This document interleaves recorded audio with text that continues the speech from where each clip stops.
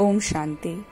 22 अप्रैल 2020 की साकार मुरली में बाप दादा ने इशारा किया, जैसे मान लो आज का कोई बच्चा हर्षित मुख होकर के बाबा का ज्ञान सबको दे रहा है आज, और कल वही गुटखा खाने लग पड़े, मतलब सफोकेट होने लग जाए स्पिरिचुअली, ज्ञान से, योग से धीरे धीरे धीरे उसकी बुद्धि हटती चली जाए और फिर अल्टीमेटली इस स्पिरिचुअल लाइफ की डेथ ही हो जाए, मानो, है ना, खत्म ही हो जाए जो बाबा का ज्ञान है, सारी चीजें बुद्धि से नष्ट, तो ये जो 84वां जन्म है इसको नष्ट हो गया। तो बाबा ने कहा कि ऐसा बहुत देखा जाता है कि बच्चों पर माया का वार हो जाता है, तो इसके लिए बाबा कहते हैं अब टाइम नहीं है, महाभारत का लड़ाई बिल्कुल तुम्हारे सामने अभी खड़ी है ना। ये चीज साकार मुरली में बाबा कहते थे, और अभी तो हम आंखों से देख भी सकते हैं कि ये दुनिया किस प्रकार से बिल्कुल नीचे नीचे होते होते बिल्कुल अपने एंड पर आकर के खड़ी है। बाबा ने कहा ऐसे में अब टाइम नहीं है तुम्हारे पास कि तुम आज हर्षित मुख हो, एक्साइटेड हो ज्ञान को लेकर के, और कल जाकर के सफोकेट हो जा रहे हो या छोड़ दे रहे हो, है ना। आश्चर्यवत सुनंती वाली बात जो बाबा कहते हैं। अच्छा, बाबा ने ये भी बोला कि जैसे अभी महाभारत की लड़ाई है तो यकीनन गीता का ज्ञान भी अभी इसी वक्त, गीता का जो एपिसोड है वो अभी ही रिपीट होगा। तो सबको ये समझाना है कि गीता श्री कृष्ण ने नहीं, शिव बाबा ने संगम युग पर महाभारी महाभारत की लड़ाई के वक्त सुनाया था। बाबा ने कहा अब वो टाइम नहीं है कि माया का वार तुम्हारे ऊपर हुआ और फिर पुरुषार्थ से विमुख हो गए।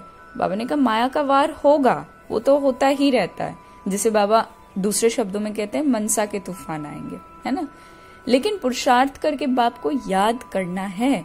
अब स्वर्ग में जाना कोई मासी का घर तो नहीं है, बाबा ने ये भी कहा आज मुरली में।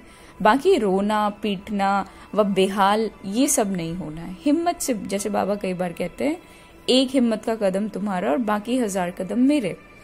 बाबा ने कहा कि सदगति दाता, स्वर्ग की जो स्थापना करने वाला बाप है, जो आदि सनातन देवी देवता धर्म की फिर से स्थापना करता है, वो केवल और केवल शिव बाबा ही है। बाबा ने कहा ये बात भी तुम्हें स्पष्ट करके दुनिया को समझानी। अच्छा, बाबा ने आज एक बड़ी विचित्र बात ये भी कही कि माया जूता मारती है। जूता का एक वर्ड बाबा ने पादर भी बताया है मुरली में कि माया जो है वो जूता मारती है, घुमा के जूता मारती है। इसलिए पुरुषार्थ करके, अब जूता मारना मतलब कि अच्छा खासा आप चल रहे हो और माया आपकी खुद की इंसल्ट कर देगी बहुत बुरी तरह।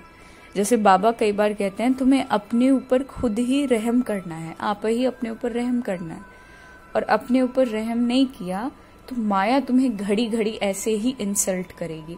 अब बाकी ये तो दुनिया मुर्दों की है, बाबा स्पेसिफाई किया ये पूरी दुनिया मुर्दों की है, सब मरे पड़े हैं। क्लियर बाबा कहता है ये जितनी दुनिया है सब के सब मरे पड़े हैं।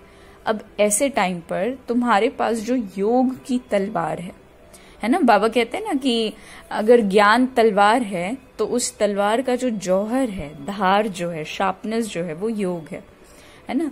तो उस शार्पनेस को और ज्ञान की तलवार रखते हुए जिसमें योग की धार हो, उसको इस्तेमाल करते हुए सर्विस का उल्लास होना चाहिए, है ना। कि मेरे पास ऐसा तलवार है जिसके आधार पर I can kill any devilish trait, कोई भी आसुरी गुण अंदर है उसका मर्डर हो सकता है, उसकी हत्या हो सकती है पूर्ण रीति से।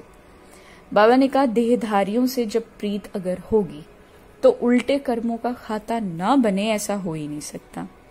अगर देहधारियों से प्रीत है, बाबा कहते हैं ना कि संग तारे कुसंग बोरे, इंग्लिश में कहते हैं man is known by the company he keeps.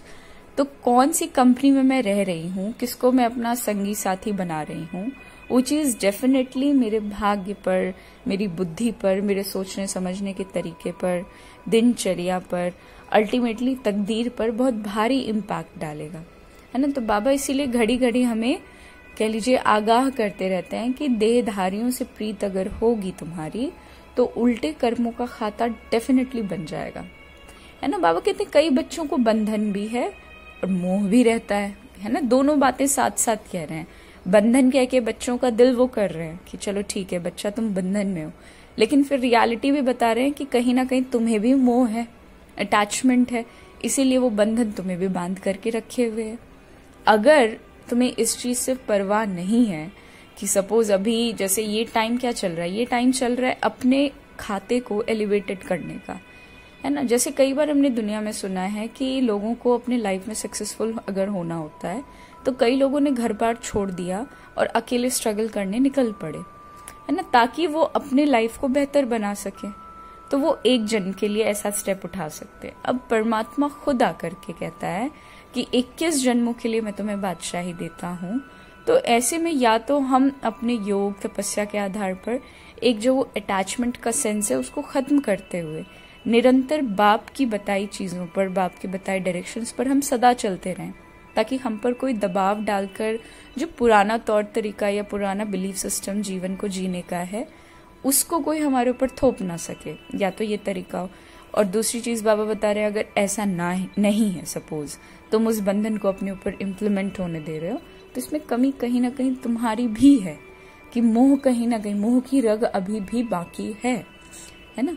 बाबा ने कहा कि कई बच्चों में क्या है, बंधन है तो मोह भी रहता है, लेकिन बाबा उसके बाद ये भी कहते हैं कि तुम्हारी जितनी बीमारियां हैं वो सब बाहर निकलेंगी। मतलब जैसे आयुर्वेद में बताते हैं कि मेडिसिन लोगे, होम्योपैथ में भी बताते हैं, तो जो भी बीमारी के लिए आप मेडिसिन ले रहे हो पहले उसके सिम्टम्स एग्जैजरेट होंगे, मतलब वो सिम्टम्स पहले और भी ज्यादा बड़ा रूप लेकर के सामने आएंगी, है ना। तो ये जितनी भी बीमारियां हैं, बाबा कहते हैं काम क्रोध लोभ मोह अहंकार का, इनको तुम जितना छोड़ेंगे ये उतना और सामने दिखेंगे कि कितना डेप्थ में ये तुम्हारे अंदर है। अच्छा, बाबा ने ये भी कहा कि नींद कम करना अच्छा है, सोने का जो साइकिल टाइम पीरियड है उसको कम करना अच्छा है, क्योंकि याद से तुम्हारी कमाई जमा हो जाएगी।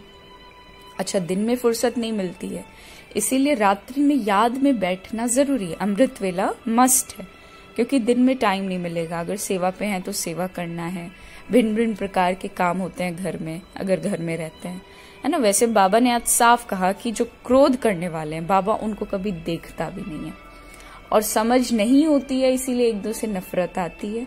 कई तो बाप से भी नफरत लाते रहते हैं, है ना, लेकिन बाबा उसे तकदीर कहकर फुल स्टॉप लगा देता है। हालांकि वो देखता सबको मालिकपन की दृष्टि से है, हम कितना मालिक बनते हैं, है ना, वो हमारे ऊपर वाली चीज है। मीठा और शीतल बनने की बाबा शिक्षा देता है और तरीका भी देता है, लेकिन हम कितना अपना भाग्य बनाते हैं सुख दे करके, पुरुषार्थ करके, मनसा वाचा कर्मणा, किसी को दुख नहीं दे करके, शीतल रह के, स्टूडेंट लाइफ में खुश होकर के, वो हमारे ऊपर है ना। बाबा ने नाम रूप की बीमारी से बचने के लिए कहा और वरदान दिया, एक नामी और इकोनॉमी के पाठ द्वारा हलचल में भी अचल अडोल भव। एक नामी मतलब एक के नाम में एक बल एक भरोसा वाली जो बात है ना, एक बल एक भरोसा रहेगा तो अचल अडोल स्थिति रहेगी। कहीं और बुद्धि जाएगी नहीं कि हम इनसे मदद ले लें, हम उनसे मदद ले लें, बस एक, ओनली वन, है ना। एक नामी और इकोनॉमी। बाबा इकोनॉमी अक्सर कहते हैं जो संकल्प है ना, संकल्प को वेस्ट मत करो, टाइम को बिल्कुल वेस्ट मत करो, व्यर्थ तुम्हें समर्थ नहीं बनने देगा, है ना। फिर बाबा ने कहा स्थूल सूक्ष्म कामनाओं का जो है वो त्याग करो, तब किसी भी बात का सामना तुम कर सकेंगे, क्योंकि कामना है तो सामना करने की शक्ति खत्म हो जाएगी। पहले हमारी पूरा फोकस उस कामना पे जाएगा कि हमारी पहले वो जो इच्छा है, एक्सेसिव डिजायर है, वो पूरी हो, वो पूरी नहीं होगी, डिसहार्टन होंगे, शक्ति कम होगी, परिस्थिति से सामना करने का पावर नहीं रहेगा। ओम शांति।